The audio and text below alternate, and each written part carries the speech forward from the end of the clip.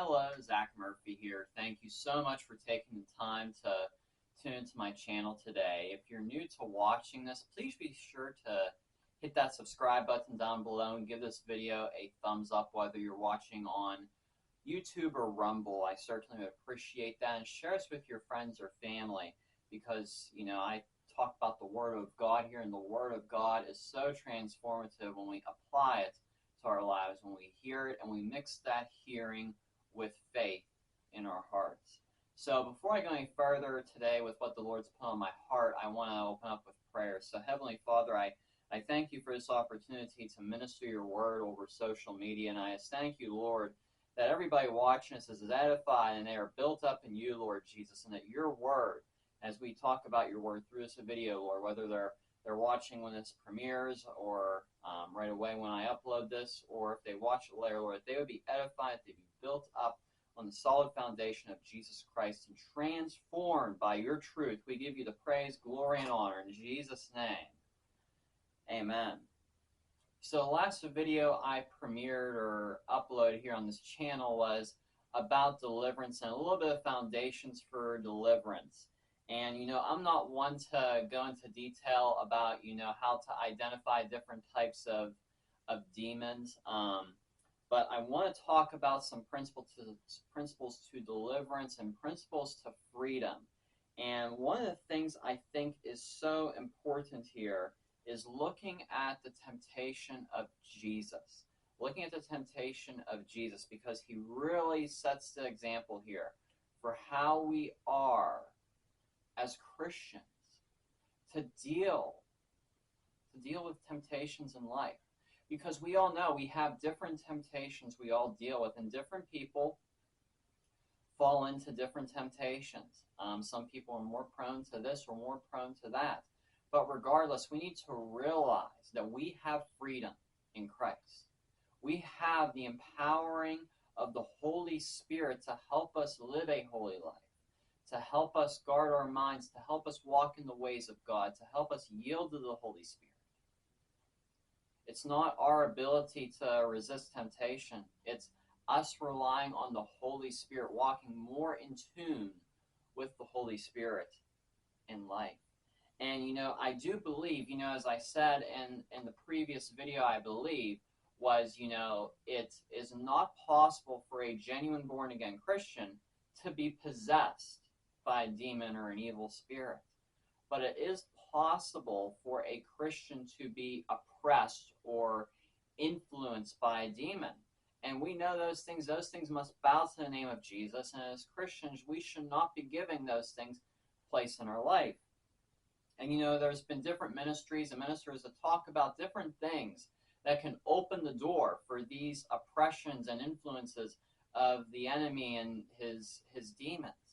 And we have to be mindful of those. And one of those things I believe is when we do not, or when we do not resist temptation. We have to be people that resist temptation, the power of the Holy Spirit. And, I believe it is possible for certain sins to open up the door for demonic influence, for demonic oppression. And it may not be the case every time, but I believe principally that there is grounds in the Word of God for that. And, rather go in to tell you, well, what, sin leads to what demon, that's not a good use of time. I want to give you something that will tell you how to deal with temptations, and what better example than the example that Jesus has here of being tempted in the wilderness. It is so important to understand everything Jesus did in his earthly ministry and everything he accomplished, and to walk in the fullness of that applied to our lives. So I want to look here. I'm going to read this out of Matthew chapter 4, and I'm going to read this actually out of the King James Version, where it says, and I just want to give you a little bit of context here. In chapter 3, if you would read chapter 3 of Matthew, you see that Jesus actually was baptized. He was baptized by John the Baptist. And then right here, chapter 4, verse 1, it says, then when Jesus was led up of the Spirit, capital S, Holy Spirit, into the wilderness to be tempted of the devil. And when he had fasted 40 days and 40 nights, he was afterward and hungered. And when the tempter came to him and said, If thou be the Son of God, command these stones be made bread. But Jesus answered and said to him, It is written, Man shall not live by bread alone, but by every word that proceedeth out of the mouth of God. And all these temptations here, these were Jesus being tempted in every aspect of his humanity.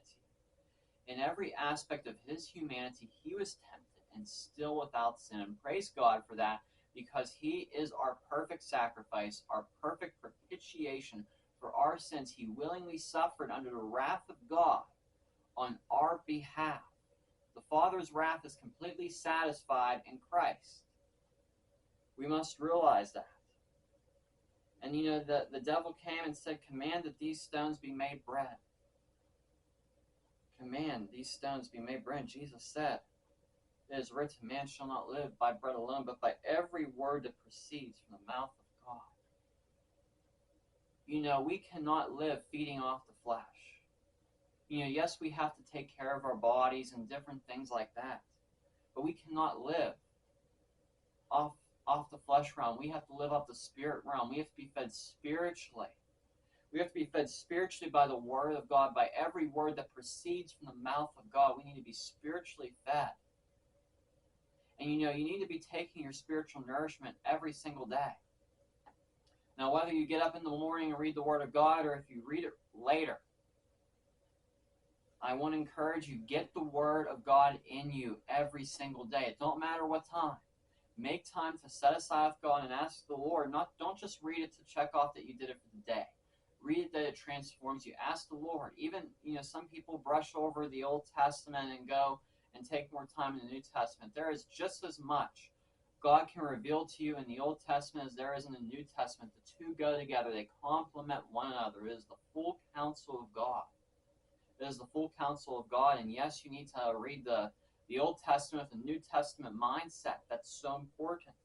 But get in the Word of God. Feast upon the Word of God every single day. That will build you up spiritually. So when temptations come your way, when thoughts of temptations come your way, when Satan tries to tempt you, you'll be able to declare the Word of God, what God's Word says you should be thinking, with what God's Word says you should be doing.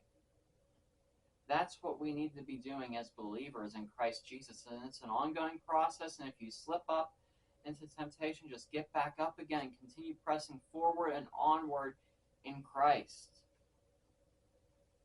Verse 5 of Matthew 4, it says, And the devil taketh him into the holy city, and setteth him on the pinnacle of the temple, and saith unto him, If thou be the Son of God, cast thyself down, for it is written, He shall give his charge over charge concerning thee, and in their hands they shall bear thee up, lest at any time thou dash thy foot against a stone.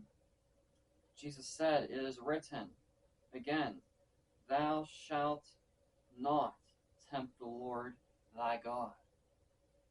A lot being said here, so much being said right here. Now I want to take you back to in Genesis when the fall of mankind happened. Mankind was created in the likeness and image of God. Because God said, Let's make man after our own likeness, after our image. And is God speaking in context of the Trinity, Father, Son, Spirit. Because Jesus was there in the very beginning. He is the Logos. So mankind, I just want to point out, mankind's identity was created in the image of God, after the likeness of God. And then what happened? What happened in the garden? The serpent, representing Satan, came and said, Eat of this fruit of the forbidden tree, and you will be just like God. Now think of it. Think of it. Mankind was already created with just like God was created with the likeness of God. Now, mankind was not God, but was created in the likeness and the image of God. And yet Satan came and tempted with a false identity or a question of identity, saying, eat of this fruit and you will be like God. But we know mankind was originally created as an image bearer of the Most High God, likeness of God. And what happened? The enemy came and tempted, questioning the identity of mankind, Adam and Eve. And what's he do to Jesus here? He says, if thou be the Son of God. So Satan right here in verse 6 of Matthew 4, he is questioning Jesus. Are you even really the Son of God? Prove that you are the Son of God. You know, as a believer in Christ, you are a child of the Most High God. You don't need to prove that. You don't need to let the enemy try to tempt you into proving your identity or into questioning your identity, because all sin comes from a state of mistaken identity, not realizing who you are. That's where it all comes from. That's where it came from in the garden. Mankind lost their sight to who they were created to be and fell in result of that.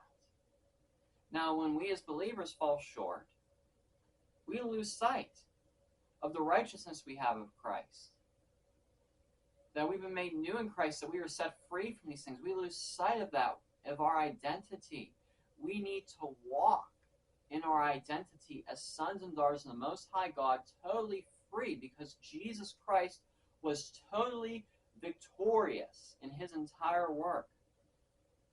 So when Satan tries to come to tempt you with putting a false identity label on you, you need to declare the Word of God and walk in your identity. And you know, there are different confessions you can look out there. Just simply Google who I am in Christ confessions, and it'll give you scriptural confessions, scriptural prayers that you can pray and declare over your life about your identity as part of your inheritance in Christ. And I encourage you to speak that daily or regularly, whenever you can, because you need to say that out loud, declaring who you are in Christ. So when these temptations come, when these tactics of the enemy come to try to oppress you or whatever, you can rise above that and rise above it in what you already have in Christ. Because we already have everything we need in him. We just simply need to walk it out and identify ourselves with it. Because so many people, they don't want to identify with it. They think they need to wait, till they get to heaven to walk in the freedom they have in Christ. The freedom is already ours. It is now. We need to live in the present truth inheritance that we have in Christ Jesus. Continuing on in Matthew chapter 4, verse 8 here, it says, again, the devil taketh him up into an exceeding mountain, and sheweth him the kingdoms of the world, and the glory of them, and saith unto him, all these things will I give thee, if thou wilt fall down and worship me. And Jesus saith unto him, get thee hence, Satan, for it is written, thou shalt worship the Lord thy God, and him shalt thou serve. Then the devil leaveth him, and behold, angels came and ministered unto him. Angels came and ministered to Jesus in his humanity. But right here, Satan just simply wants Jesus to bow down and worship him and says, I'll give you the kingdoms of the world. And Jesus declares that man shall only worship the Lord God and serve him only. You can look at the things of this world. And the enemy will be out there, sacrifice this, sacrifice that, so you can have all this. And so many people often compromise so they can have all these things in the material world. The things in this material world are nothing in comparison to all the riches God has in store for those that are his. That's why we need to truly worship God in spirit and truth.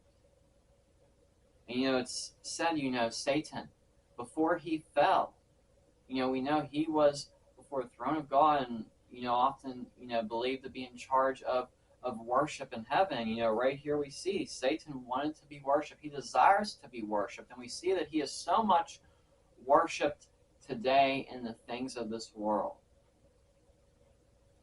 He is so much worshipped in the things of this world. We often have to be so mindful of what we allow into our lives through different entertainment of this world. Now, I'm not, a fundamentalist that says that you should totally get rid of your television subscription and that, different things like that. Do not go to that extreme, but be mindful of what it is you allow into your life. Be mindful of what you allow into your life, because there are certain things in this world that have a cultic origin, and that can open the door to demonic influence in a person's life. So be mindful of that. Be mindful of the tactics and the schemes of the enemy. And, give yourself over daily, regularly, to being a person in a lifestyle of praise, a lifestyle of worship towards the Lord. We have to be people who are truly people of praise. Praise needs to be our innermost being. We need to cultivate. Let the Holy Spirit cultivate in us the joy of the Lord, that is our strength to get through all things in life. All things in life. So I hope this encouraged you. So some things to help you walk victoriously over temptations, over the schemes of the enemy, is to make priority of the Word of God in your life. It is our spiritual food. If you neglect eating a well-balanced, healthy diet, with food and drinking plenty of water, it's obvious that there will be certain health issues that arise because of that. And the same thing spiritually. If you don't feed yourself with this Word here, there will be certain spiritual issues, and that can affect other aspects of your life. So we need to feast upon the Word of God. It is our daily bread, our daily sustenance.